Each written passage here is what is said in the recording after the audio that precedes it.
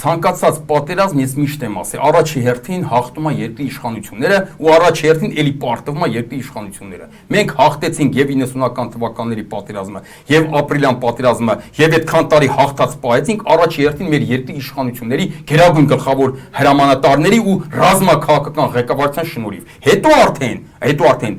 մեր զորավարների, մանվելի նման զորավարների շնորհիվ։ Հասկանում եք, այդ դրա համար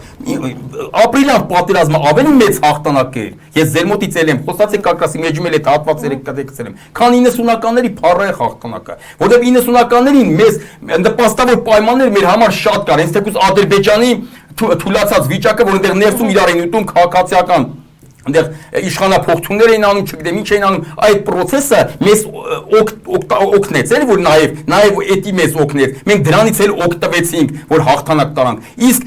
ապրիլյան պատերազմի ժամանակ Ադրբեջանը հասել էր իր հզորության պիկին, գագաթնակետին, հզոր 20 տարուց ավել միլիարդավոր դոլարներ է ծախսել բանակի վրա, որ ասում են մենք բանակ չենք ունեցել։ Բա որ մենք բանակ չենք ունեցել, այդ Ադրբեջանն էլ չի ունեցել, բայց Ադրբեջանի միլիարդավոր դոլարները ուր էին եթում։ Բանա որ բանակ ասում են ռազմետկա զբոյ է մեր ապրիլյանը, ճիշտ եք ասում, ռազմետկա զբոյ է մեր, ու տեսան որ մրգներին ուտում են, տեսան որ չեն կարում, որ կարենային կշարունակեին, որ կարենային հաղթեին դի սպասեին, Ալևը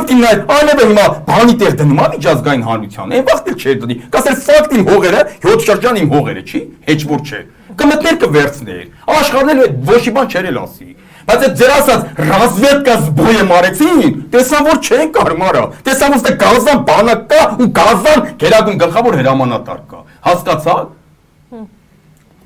Այսինքն մենք այդ ժամանակվա պատերազմը ավելի դժվար պատերազմ, մենք հաղթել ենք ավելի ուժեղ թշնամու, քան 90-ականների Ադրբեջանն էր։